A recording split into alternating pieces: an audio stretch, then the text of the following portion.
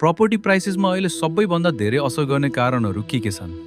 मेरो विचारमा उच्च ब्याज दर, सुस्त आर्थिक गतिविधि, राजनैतिक अस्थिरता, दीर्घकालीन नीतिहरूको खाँचो र निर्माण सामग्रीहरूको उच्च मूल्य प्रमुख कारणहरू छन्। ब्याङ्कको इन्ट्रेस्ट रेट कम हुँदा प्रपर्टी बायर्सलाई के फाइदा हुन्छ? कम ब्याज दरका कारण ब्याङ्कमा फिक्स्ड डिपोजिट गर्नेहरू हतोत्साहित हुन्छन्।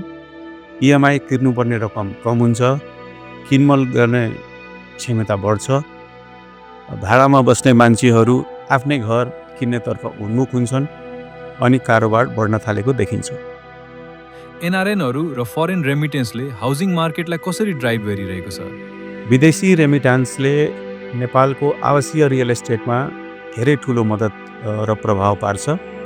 यसले घर किन्न वा निर्माण गर्न परिवारहरूलाई आर्थिक सहयोग दिँदै बजारलाई गति दिन्छ। रेमिटान्सले सहरीकरण र नयाँ आवास परियोजनाहरूलाई प्रोत्साहन गर्छ।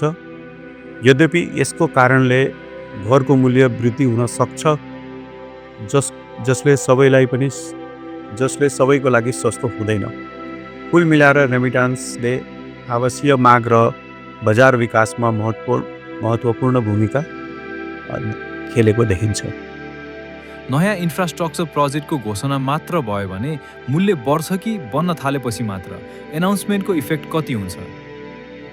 घोषणा मात्रले अपेक्षा बढाउँछ। काम अघि बढेपछि वास्तविक मूल्य वृद्धि देखिन्छ। टाइमलाइनमा बजेट ट्र्याक गर्नु महत्त्वपूर्ण हुन्छ। हाल बजारमा ठुलो जग्गाभन्दा साना प्लट्सको माग किन धेरै छ? कम एरियाको जग्गा किन छिटो बिक्दैछ?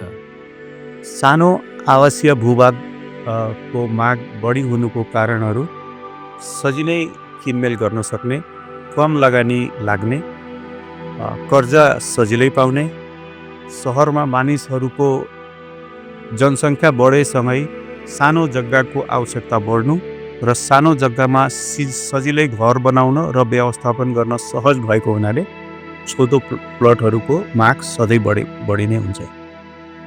डिजिटल रियल एस्टेटको ट्रेन्डले ट्रेडिसनल प्रपर्टी सोर्सलाई कसरी रिप्लेस गर्दैछ?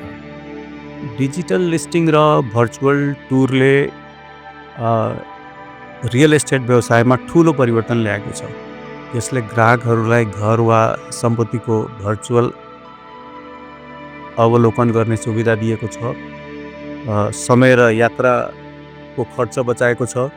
यसले भौतिक भेट नदिनै निर्णय गर्न सजिलो बनाएको छ। साथै बजार पहुँच बढ्दा व्यापक ग्राहकसम्म सेवा पुर्याउन सहयोग पुगेको छ र लेनदेन द्रुत र पारदर्शी बनाएको छ।